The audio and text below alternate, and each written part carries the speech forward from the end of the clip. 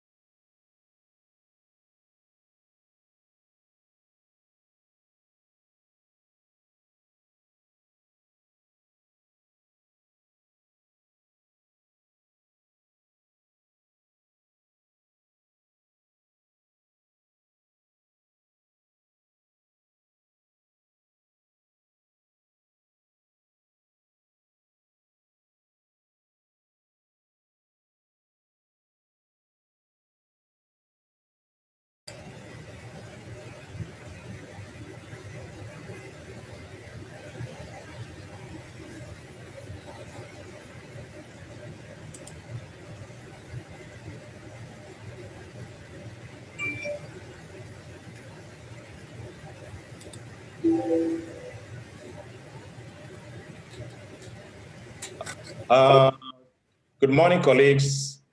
Good afternoon and good evening, wherever you are.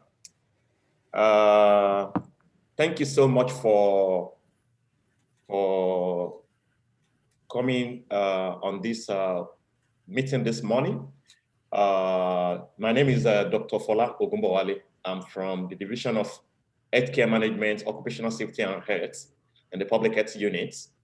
And we are having the monthly HIV webinar or meeting where we bring together all the stakeholders in the UN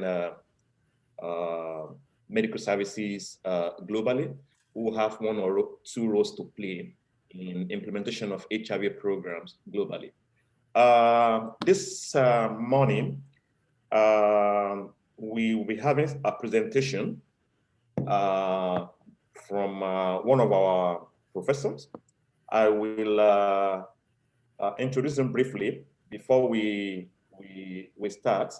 In addition to the professor, so I welcome every one of us wherever you are located, and in whichever mission you are working or duty station. So you are all welcome on board.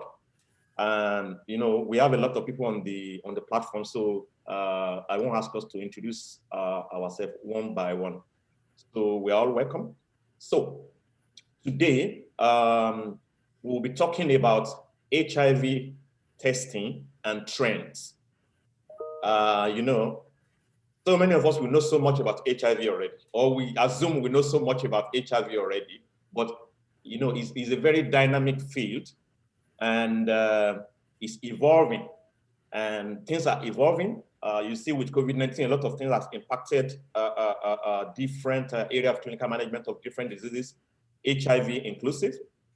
So that is why we have decided to bring on board, we are bringing on board the specialist to talk to us on HIV testing and trends. And so today, the main presenter who will be presenting to us is Dr. Joseph Mashi. He is a professor of medicine and infectious diseases at the Icahn School of Medicine at Mount Sinai, and also is the chairman of Global Health at the Amherst University. He actually funded the Global Health program at Amherst University, and is an expert in HIV/AIDS and other infectious diseases. And he has several publications, and he has implemented several HIV programs, both within the US and outside the US in different locations around the world. And he has a lot of publications and research work on HIV infection and primary care of HIV. So he will be delivering the lecture. So Prof, over to you. Thank you so much. Thank you for that great introduction. Can you hear me? Yeah, we can hear you. Good. Okay, I'm going to try to post my slides. I updated it a little bit today. Let's see. Can you see the slides? Not yet. Okay.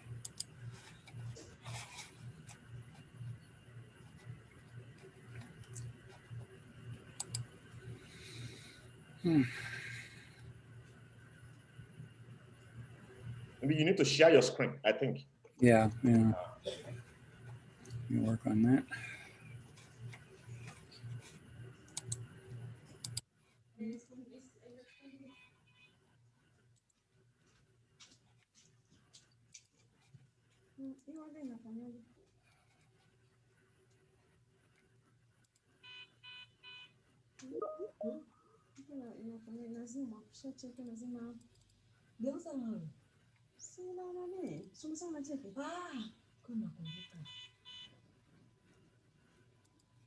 Can you see them now? We can see your screen now, but not the slide itself. Huh.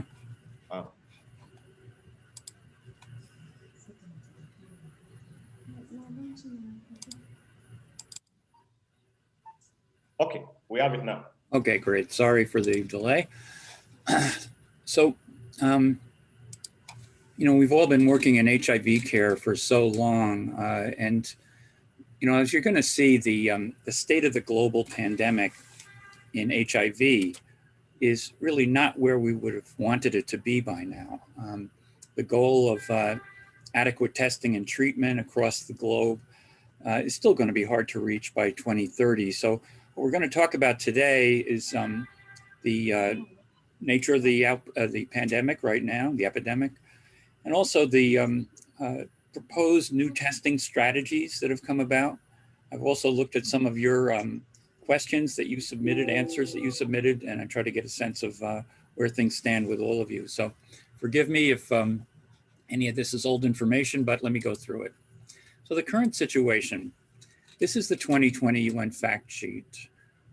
There were 25.4 million people accessing antiretroviral therapy in 2019. You see that range. 38 million people, though, were living with HIV. 1.7 million people became newly infected with HIV. 690,000 people died from AIDS-related illnesses. 75.7 million people have become infected since HIV, with HIV since the start of the epidemic. And 32.7 million have died. These are, you know, massive numbers. And I think as other stories, other pandemics come and go, like right now, the coronavirus, some of this tends to get lost in the public mind and certainly in funding channels. But HIV going forward is still an extremely difficult problem. So in 2019, there were 38 million people living with HIV. 36.2 million were adults, 1.8 million were children, and only 81% of all people living with HIV across the world knew their HIV status. So about 7.1 million did not know that they were living with HIV.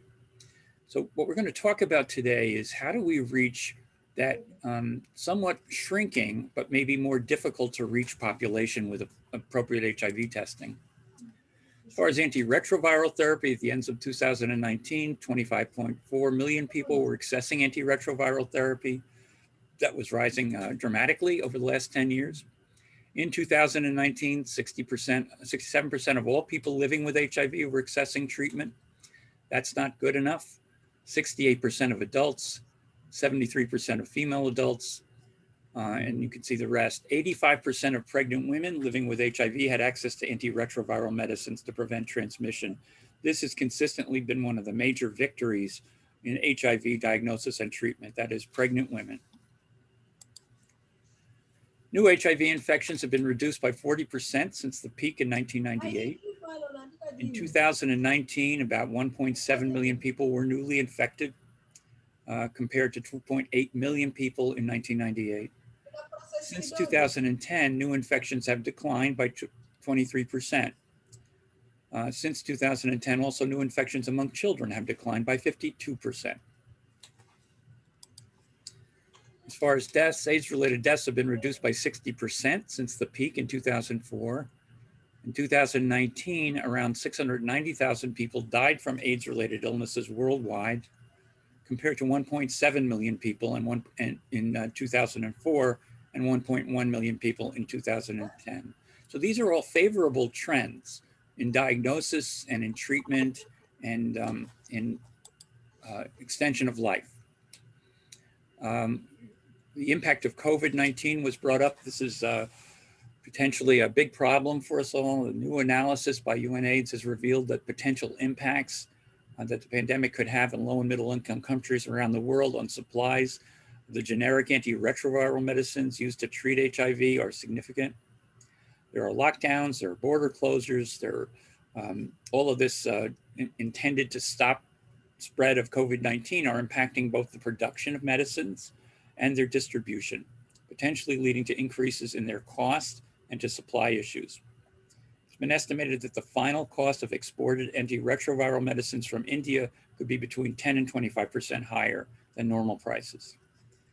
Recent modeling has estimated that a 6-month complete disruption in HIV treatment could lead to more than 500,000 additional deaths from AIDS-related illnesses.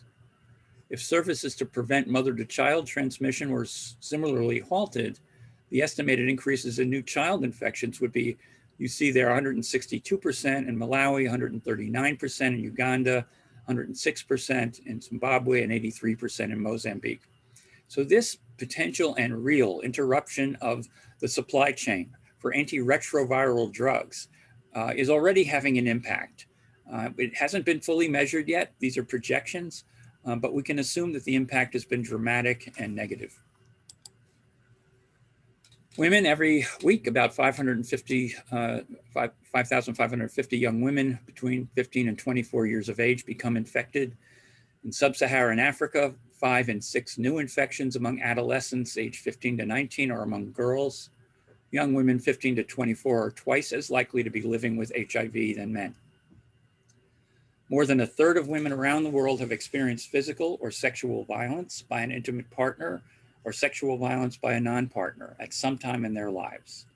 In some parts of the world, women who have experienced physical or sexual intimate partner violence are 1.5 times more likely to acquire HIV than women who have not experienced such violence. Women and girls accounted for 48% of all new HIV infections in 2019. Sub-Saharan Africa, they accounted for 59% of new infections. Now, I want to highlight that history of sexual abuse, and that may certainly not be evident immediately, even on screening questions, if it had occurred much earlier in life. As we know, HIV has a long pre-symptomatic phase, 10, 15 years sometimes. So if we're not looking for remote experiences like that, we may miss identifying a risk group. The 90-90-90 campaign in 2019, 81% of all people living with HIV knew their HIV status. Among patients who knew their HIV status, 82% were accessing treatment. So that's 82% times 81%, about 64% were accessing treatment for their HIV. Among people accessing treatment, 88% were virally suppressed. So that's 88% of 64%. Of all people living with HIV, 81% knew their status, 61% were accessing treatment, and 59% were virally suppressed in 2019. And that last number, of course, 59% were virally suppressed. That's the number that we're going to have to raise to 90% to really get ahead of the HIV epidemic. And we have to do it in the context of other obstacles that have come along, particularly COVID-19 this year, but political and civil disruptions in many countries, particularly in Africa, have led to concern about these numbers getting worse. Key populations, you see here the numbers. 99% of HIV infections in Eastern Europe and Central Asia are in key populations and their sexual partners, and you can read the rest. The 62% of new HIV infections globally, that low number reflects only lack of recognition of risk factors in HIV positive patients globally.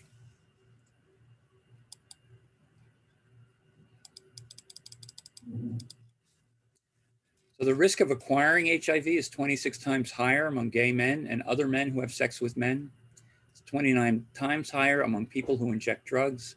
It's 39 times higher for sex workers and 13 times higher for transgender people. So as you look at a list like that, we have to be sure that we have a mechanism among our staff and the patients we serve that we can actually reasonably expect to detect that risk behavior. TB remains the leading cause of death among people living with HIV. It accounts for about 1/3 of all AIDS-related deaths. In 2018, 10 million people developed TB disease and approximately 9% of them were known to be HIV infected. People living with HIV with no TB symptoms need TB preventive therapy. That lessens the risk of developing TB and reduces TB HIV death rates. 1.8 million people living with HIV across 65 countries started preventive therapy for TB. It's estimated that 44% of people living with HIV and TB are unaware of their co-infection. And I point this all out because testing for HIV and arranging for antiretroviral therapy, although we still are far from our ultimate target there, is not the entire story, of course. We know that co-infections, particularly tuberculosis, are especially common and are especially dangerous in these patients. We also have to provide preventive therapy and certainly diagnosis and treatment for people with active TB and HIV. So here's a graph, it's a few years old. It looks at various areas of the world and their the percent of people achieving viral suppression. As you see, the highest rate was in Switzerland, and that was 68%.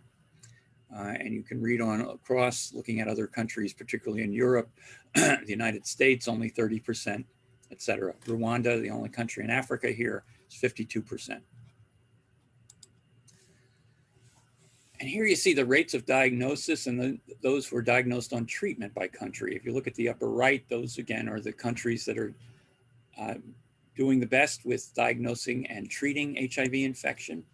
Rwanda, again, among the African countries, is up there in the cluster of the best performers. But the average of 30 sub-Saharan African countries you see further down. And of course, Russia, Kyrgyzstan, Ukraine, et cetera, Estonia, these countries have difficulties in providing care and treatment, and also difficulties in reporting their data. Immune reconstitution syndrome, something else we have to be aware of, and you all are, after you begin antiretroviral therapy. We used to think of this as kind of a trivial problem. It's not. It's particularly common in people who have undiagnosed cryptococcal infection. It presents as worsening infection despite evidence of microbiological improvement. Most patients, common in patients with high viral load and minimum evidence of inflammation in the CSF. So these are often the patients in advanced stages of HIV infection who have little or no symptoms or signs of cryptococcal meningitis. The risk is somewhat lower in patients who have negative cultures, but not zero. It may be difficult to distinguish this from treatment failure for cryptococcal meningitis. So the treatment is to continue antiretroviral treatment. We don't interrupt it, and begin antifungal therapy and reduce CSF pressure if necessary. The immune reconstitution syndrome has other negative consequences. Pneumocystis is a common immune reconstitution syndrome problem. For that, it's recommended that ART be started within 2 weeks of diagnosis. Toxoplasma, there's a split opinion on this. Many clinicians start ART within 2 to 3 weeks. Mycobacterium tuberculosis, start ART within 2 weeks. But in cryptococcal meningitis, we delay starting until after antifungal induction treatment because starting can cause progression of the underlying opportunistic infection. So these are all strategies that we have to keep in mind. And we also have to regard this as the complex of care issues that have to be addressed in patients who are starting antiretroviral treatment. So the modalities: nucleic acid tests look for actual virus in the blood. Antigen antibody tests look for both HIV antibodies and antigens. Antibody tests look for antibodies to HIV in your blood or oral fluid. There are three main types of HIV tests: antibody, RNA, and combination tests that detects both antibody and P24. All tests are designed to treat HIV-1. That's the type of HIV infection commonest in the United States and in most of the world. Western blot was previously regarded as the gold standard for a definitive confirmatory test for HIV infection. It usually takes up to 14 days to get the result, and it costs a lot.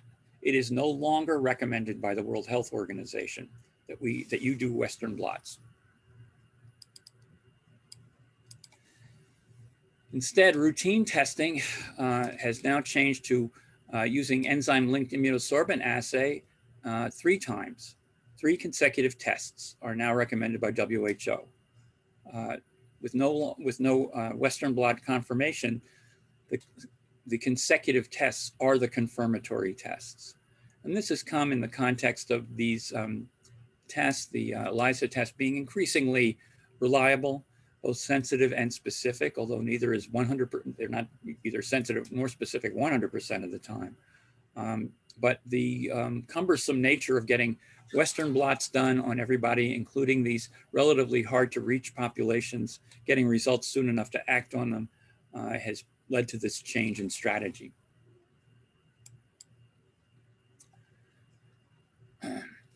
Testing and treating in pregnancy. The panel on treatment of pregnant women with HIV infection and prevention of perinatal transmission recommends dolutegravir as a preferred antiretroviral drug throughout pregnancy, and now recommends it as a preferred ARV for women who are trying to conceive. HIV testing for women with an unknown HIV status who are in labor, women who present in labor with unknown HIV status, and women with increased risk of HIV infection who were not retested in the 3rd trimester should undergo expedited antigen antibody testing for more information.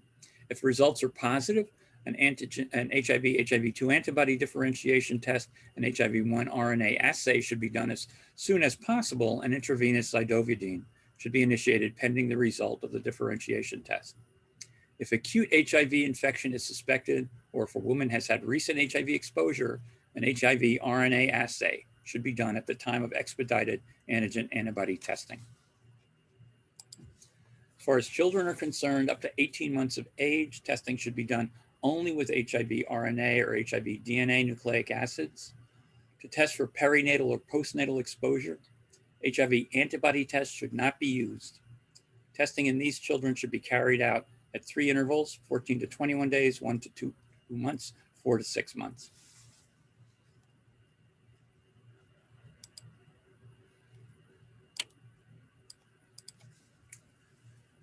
So in the data from your surveys, these were reasons for testing that were given: self-request, misbehavior, clinically and periodic checkup. These are UN employees. 3 possible exposure client-patient request, when there is a clinical indication at the request of the patient, 5 clinical symptoms or PEP kits protocols, 6 clinical signs or before PEP to voluntarily know one's status. It's important for early diagnosis and starting treatment. Patient request, presence of symptoms, voluntary testing, signs of opportunistic infections. To go on, rape, unsafe sex, dealing with a positive patient, medical staff who were exposed following accidents, immediately after exposure or when being requested for screening or clinically indicated, when HIV tests requested from patient blood exposure, when they do annual checkups exposed to HIV, or when they have symptoms suggestive of immunodepression. Upon request and before deployment, during VCT, as well as indicated for patients, when requested by the staff or client, we do the HIV test in any of the 3 scenarios below. If the staff volunteers to do the test, if the staff requires HIV PEP drugs, the test is done before drugs are issued. If the attending physician orders the test, only if the client or patient required. When it is clinically indicated, HIV test is administered at the request of the patient. The changing strategy, approximately 38 million people worldwide have HIV infection. Approximately 21%, 8 million, are unaware of their HIV infection. The current goal is to diagnose 95% of them by 2030. HIV testing services are becoming challenging and costly to identify that remaining 21%. Screening tools to focus testing have been evaluated. 29 validated screening tools were evaluated by literature review and the UN analysis. 47 additional screening tools from 16 countries were also identified. The results were that screening tools had between 75 and 100% sensitivity among adults, children, and adolescents. In the highest prevalence settings, screening tools improve yield overall, particularly among children, but in some countries, the yield, even in high prevalence settings, was only 79% in Zimbabwe, for example. Will targeted testing therefore achieve the 90-90-90 goal, or is universal testing the only way we're going to get that? The draft guidelines, this is a draft. Anyone who requests testing, these are people who should be tested. After body and blood and body fluid exposures, condition signs and symptoms which could reflect HIV infections such as tuberculosis, STDs, all pregnant women and all partners of HIV infected individuals. Now you can imagine that if these are the only guidelines, these are the only standards for testing, obviously there are going to be people who are missed. There may be people who know they're HIV infected and don't request testing. They don't want their status to be revealed. There may be patients who have tuberculosis or STDs and testing may be overlooked. Pregnant women, globally, we're doing pretty well on, but all partners of HIV infected individuals, again, in Africa, these are primarily women partners, obviously also easy to overlook. At the beginning of the HIV epidemic in 1978 to 1980, it was thought that it began in Africa by long-haul truckers who were exposing people along their routes, secondary infection by women to other men, infection by men to other men, etc. And that's how the whole problem seemed to begin. It was first brought to worldwide attention because of cases in the United States, in New York and California, specifically among gay men.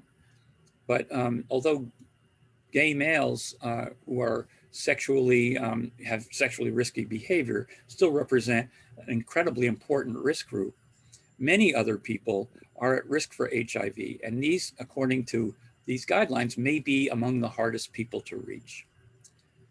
So I'm going to stop there. I hope I've given you some useful information, and I'd be happy to try to answer any questions. Thank you so much, Prof, for this lecture and information about HIV testing and the trend. Before, we said earlier on, you can begin to chat your question into the chat box, and we'll address them one after the other. But I want to address the first. It's more or less like a comment posted by one of our colleagues, asking the relevance for attending this meeting for custodian. The reason is this: when you are HIV PrEP custodian, for example, and you are supposed to educate your patient or any client accessing the HIV PrEP services, and if they ask you some few questions about HIV testing, at least you will be knowledgeable enough to be able to provide some basis on HIV trend and testing for them before you eventually refer the patient to a physician for further assessment. And this is more or less like part of a continuous medical education for all of us. Thank you very much. We have some questions in the chat. I will read some of the questions. Or Prof, you want to read by? Let me read.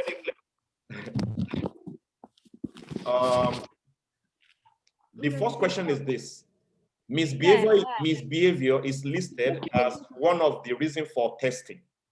The term misbehavior seems judgmental and may discourage staff from seeking testing. Can we replace misbehavior with a softer, non-judgmental word? Yeah, I agree with you. That language comes from the UN proposed testing criteria. Misbehavior, you certainly want to not address that with the patient with that term. I think we have to specifically consider the risk behaviors that are associated with HIV exposure.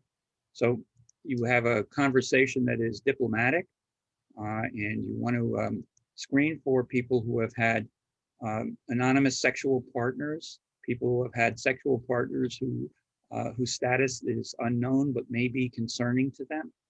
And I think misbehavior is not the way to approach that. I guess that was just a shorthand for the guidelines. The second question is this.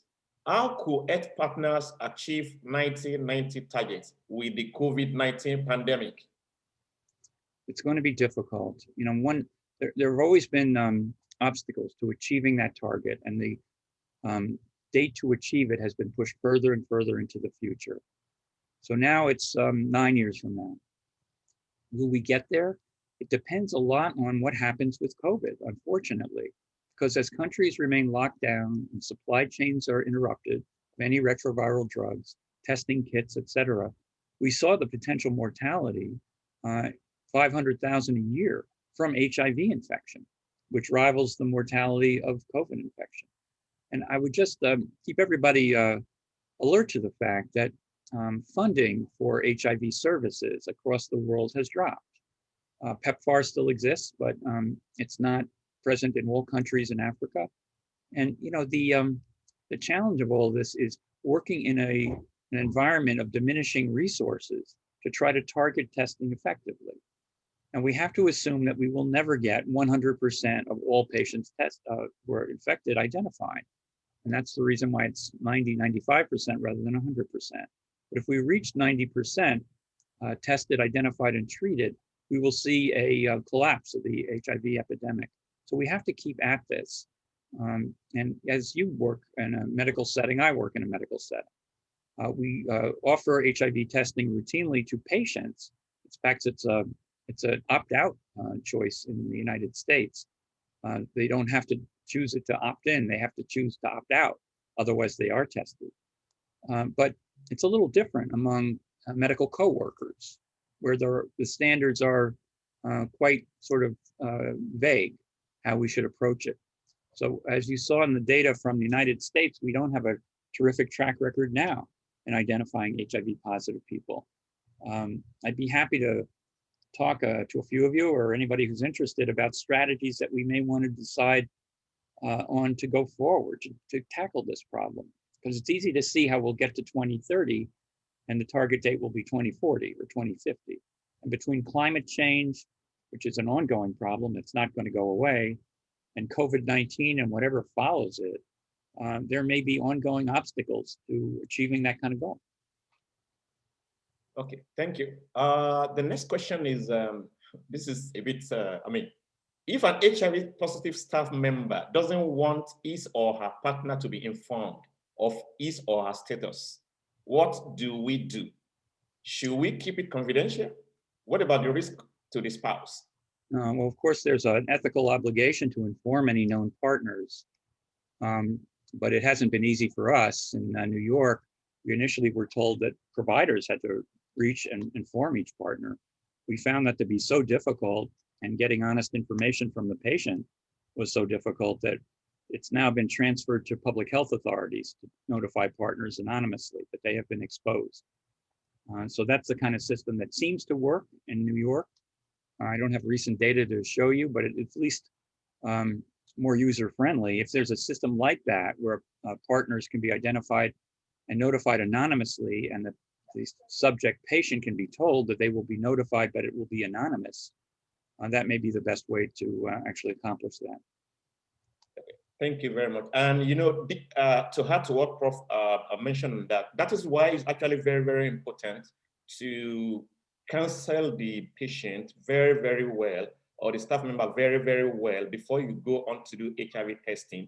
And because if they know the risk involved and the risk and the benefits, so they'll be able to weigh this, and you may not even need to do further work because you have helped them by providing a lot of information. And I mean, this is what we can actually just encourage the patient to inform their own partner by themselves. Somebody was asking whether we're going to share this presentation. Yes, you know, in the HIV PEP management dedicated website, we are uploading a lot of documents and videos. Some of them are in English, and we have French translation also. So I'm going to post the link, so you can always access all these recordings online anytime you want to listen to them again. The next question is actually related to the 1990 target: how to reorganize the support to the low-income countries to allow them to reach the 1990 targets. It has failed here in DRC. That is the question asked by one of the participants. How can we reorganize or re-strategize the support to low-income countries to achieve these targets? Well, that's a huge challenge. I don't have an easy answer to that. The distracting issues constantly get in the way. Of course, in DRC, there's the instability, political instability. And I think the funding resources, as I've mentioned, have somewhat dried up for HIV testing and counseling. I think there are conferences about this every year, WHO, UN, UNAIDS, et cetera, to tackle this. But none of them have really been successful in getting a huge step forward. I think the strategy has to look at cost, the distribution of these tests, and outreach to patients. In our project in Ethiopia, where we were for 10 years, we offered HIV testing to the Ethiopian populations we were serving. But at the end of the day, it was purely voluntary on their part. They would have to come in, go a long way to be HIV tested. They would have to pay for the test. And those are the obstacles that are insurmountable in many countries. I think we have to be honest in what we're trying to accomplish. And we have to be honest in where these obstacles are. Now, with the new administration in Washington, we're hopeful that they will increase funding to outreach around the world. But as we all know, it's a difficult time right now because of COVID. So I think any ideas are worth putting forward for how we can accomplish what you're asking, but I don't have the answer to that. Okay.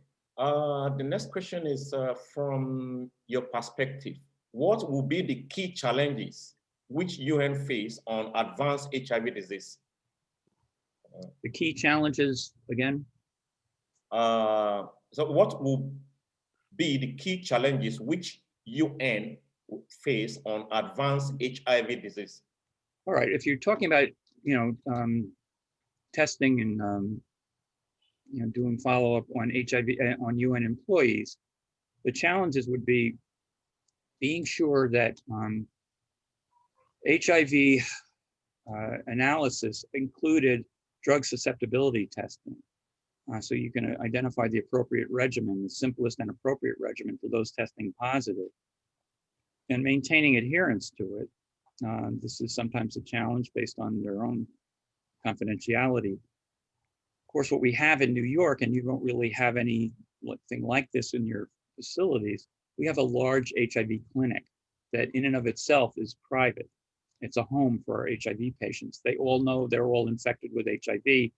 And that makes it a little simpler for us to institute broad advice and recommendations. But I think the key challenges would be identifying appropriate treatment and maintaining that treatment, because as we all know now, if the viral load can be reduced to undetectable, and that can be sustained, HIV infected patients actually live longer than the general public lives. They have fewer end organ complications that the general public seems to be at risk for. So there's a tremendously favorable goal. And one of the reasons why the death rate has dropped is the time to death has gotten much, much longer in treated HIV patients. So you can look at a 25-year-old and consider yourself able to add 50 years to their life if you do everything right, instructing them on which drugs to use, and supporting them and maintaining themselves on treatment, being sure their drug supply is not interrupted, being sure they have easy access to you if there are issues with it. And I think these are the main strategies that are used. Okay, thank you so much. The next question is, which strategies can we use for testing in the context of COVID, especially in conflict zones?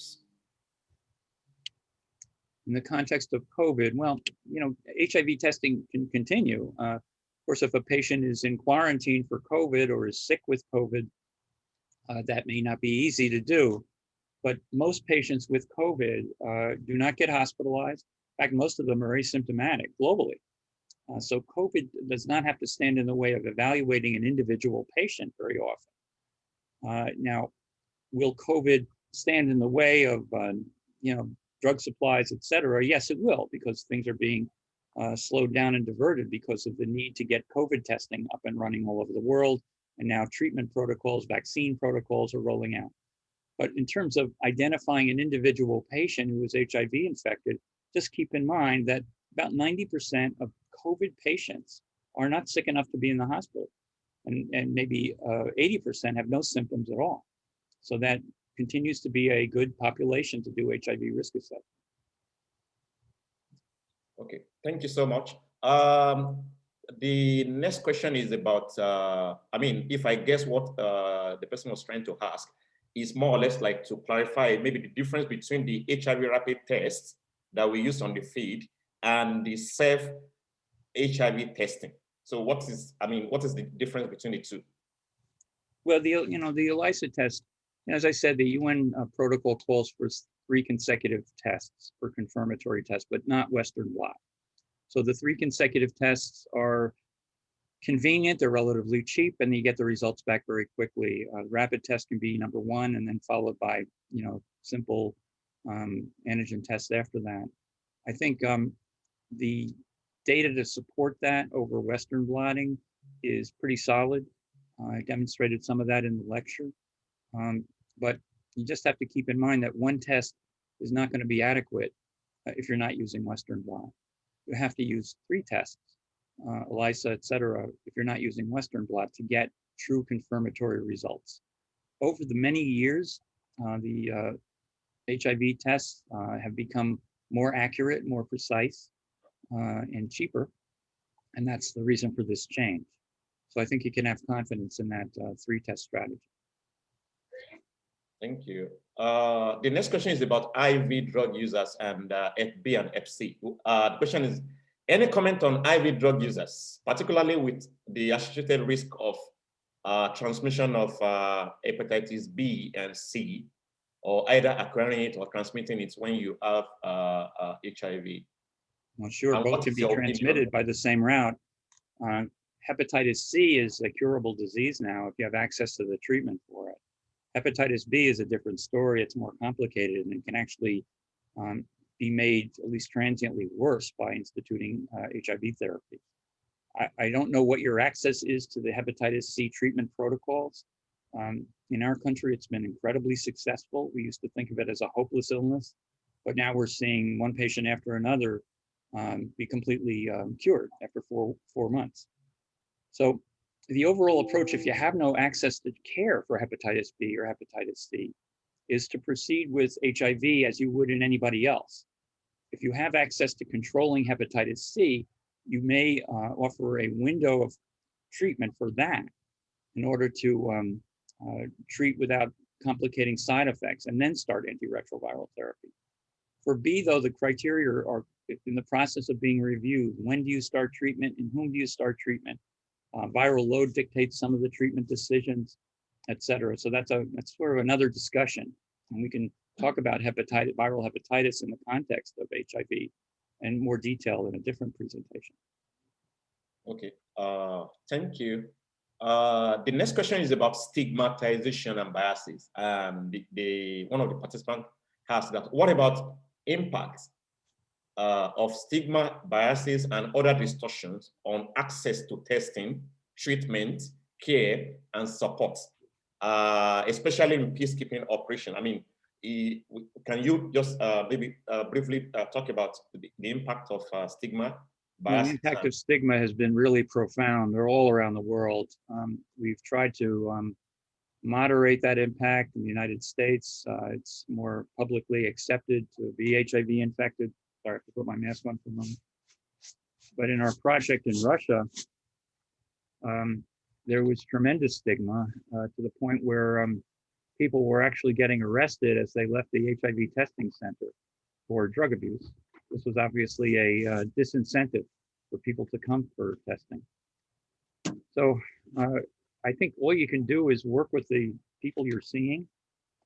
Within the UN, assign groups from various countries. There may be cultural issues there that have to be addressed that you would know better than I would. But it's difficult. And I think that stigma is a major reason why people choose not to get HIV tested. They're afraid of discrimination from that more than they're afraid of the disease. So I think the message, this should be up in posters all over the place, I think, that you can live a completely normal life expectancy if you're treated for HIV compared to if you're not treated for it. And that may turn a few people toward it, but this is going to continue to be a problem. This involves individual counseling of people about stigma, why they feel they will be stigmatized, what they feel the consequences of that will be. And since you have military really from all over the world, I'm sure the consequences are variable, maybe more so from certain parts of the world than others. I know that's not a very helpful answer, but as we all know, that's the reality.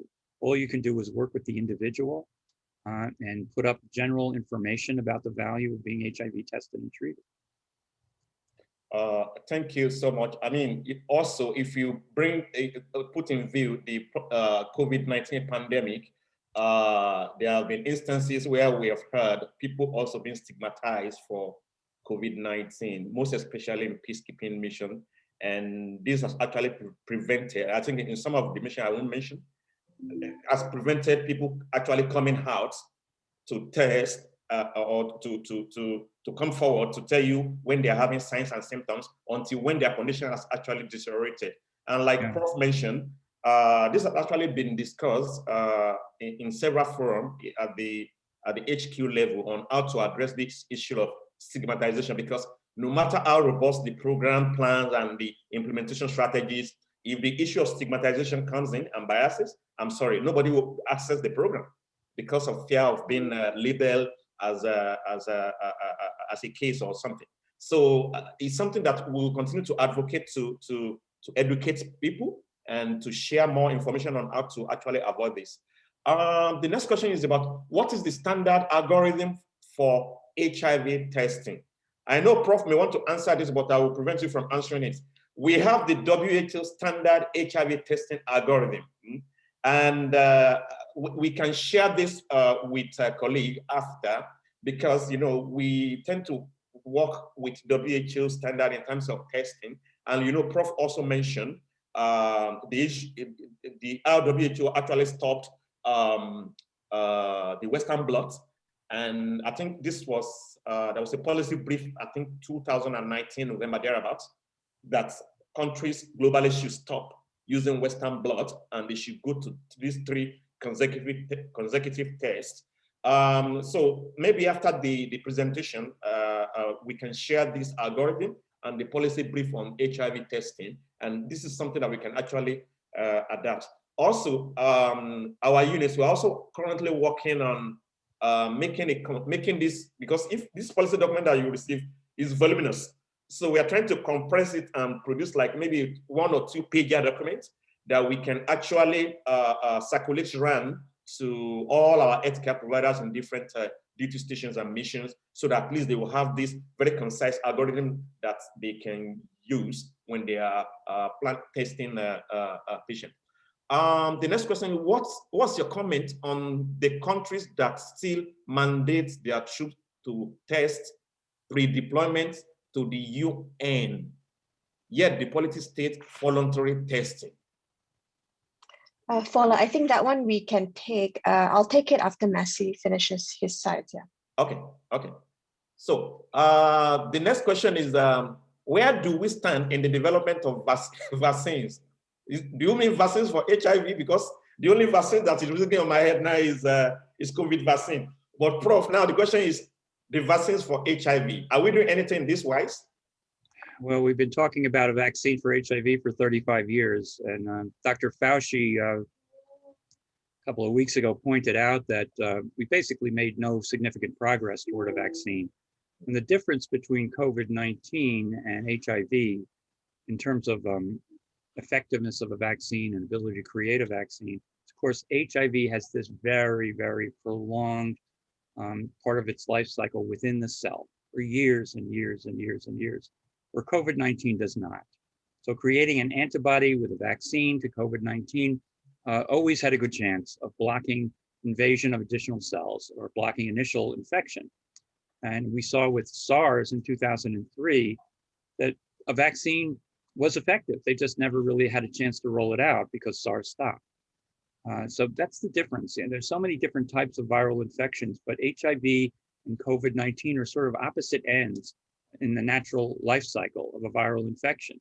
COVID-19 has a short life cycle, lots of reproduction, lots of invasion of new cells, but then after about 8 to 10 days, the infection is over and the virus is no longer there. HIV is introduced, and for 10 or 15 years, it continues to propagate within cells. So it's a very different problem. We were all hoping a vaccine would be developed for HIV, and I think we haven't gotten there yet. The simplicity of current regimens for treatment of HIV, 1 pill a day is the majority of treatment now. Certainly makes it easier than things were 10 or 15 years ago to treat HIV, where it required 3 or 4 different drugs and many different schedules, et cetera. But I don't see a vaccine coming out unless there's a huge unexpected breakthrough anytime soon.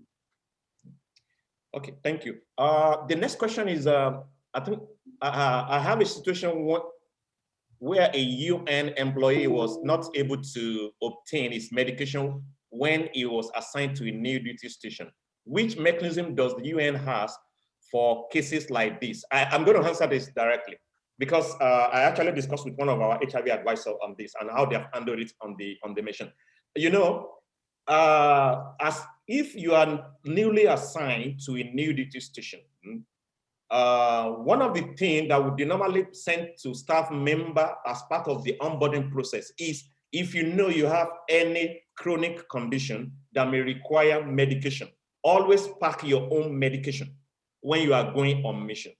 And the thing is this, we just need to ensure that we continue to pass this message across to people whenever they are on mission, so that when they are going, they pack the quantity of medication that they will, if you know that you'll be deploying for 3 months, pack the medication that you know you will use for those 3 months period while you'll be on mission, because the access to the exact medication that you are using, you may be limited in the station where you have been posted to.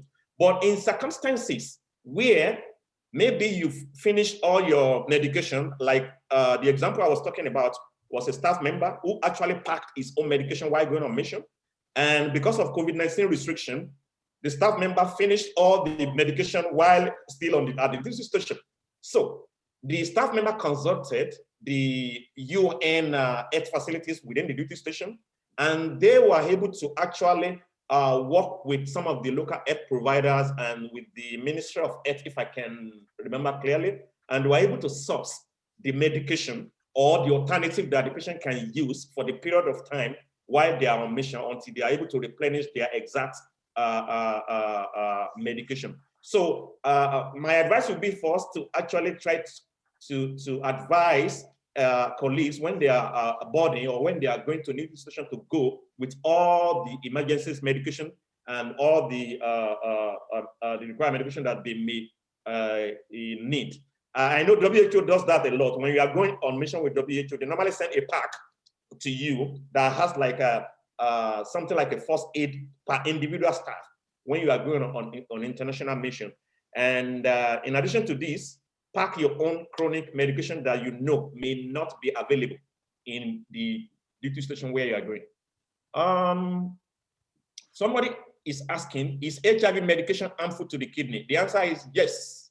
Some of the HIV medication you need to that's why it's good to do some baseline tests when the HIV medication have been prescribed to you, and what the doctors normally do is they need to check based on the patient information for that particular medication, and then they will advise and ask you based on the condition of your kidney whether you can take the medication or not, because it's not all medication, it's not all of the medication that are harmful to the kidney, but some of them have effects on the kidney.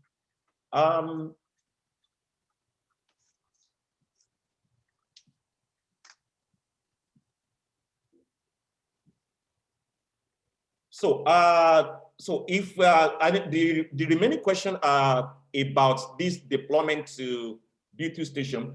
So colleagues, if you have any clarification about this, you can just write us directly. I wouldn't want us to, I wouldn't want to hold us 1 minute. Fola, I'm just gonna just say a few words. Okay, go ahead, Esther.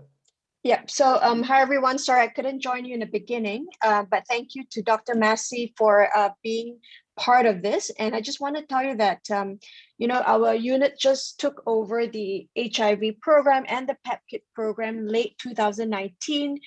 We were really hoping to do more last year, but obviously with COVID, it was very difficult, but we did manage to at least get the PEP kit out to all of you.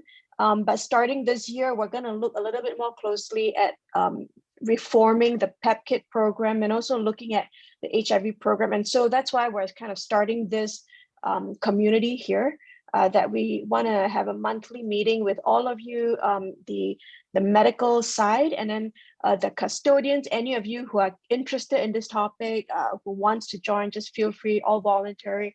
I think we're starting basically with HIV testing, which Dr. Massey was talking about, and we also have produced we're producing a simple guidelines for all of you, and then also looking at some of the HIV tests available to you in a systems contract and all that. So essentially, I just wanted to say that we're kicking off this whole community, and so we will hopefully see improved, you know, HIV services, HIV programs for all of our staff, because this is really under our care of the public health team, and we just want to make sure we do a good job here. So thanks so much to Dr. Massey. I'm sure we'll see much more of you going forward, and any of you have any questions at all, any feedback or any ideas of how you think we can improve how we do HIV, how we do the PEP kit program, please feel free to let Fola know. Fola is the officer in charge of this program, because we, you know, on top of HIV, we're doing obviously other things, but this is a big program, this system-wide. It affects the peacekeepers, it affects across the entities. Our UN medical directors are very interested and vested in this program, and so a lot of what we're doing in discussion with them. So we'd love to hear your feedback and get any ideas we have. Just please feel free to let us know. Over to you, Fola. Thank you so much. Thank you, Esther. I just posted on the chat box, I posted the web page link where you can access all the resources that we have developed so far for the HIV PEP and HIV program. And this is an evolving website, and we are, as we finalize development of some of these guidance and protocol, we'll be uploading it. So just try to check as much as you want to access some of this information. And also, the email address where you can reach us, I posted it on the chat box also. So if you have any queries, any clarification, please just drop us a message and we'll always get back to you. Otherwise, thank you so much, everybody, for your time and for your participation. Prof, thank you so much for your time and for always honoring our invitation. We really appreciate that. Colleagues, wherever you are, thank you so much. Have a good evening, good afternoon, and good night. Thank you so much. Thank you also. The lecture was a great one. Thank you very much. Thank you. Welcome. Thank you very much. Thank you, Dr. Fola. Thank you. Thank you, colleagues. Thank you. Thank you. Merci beaucoup. Merci.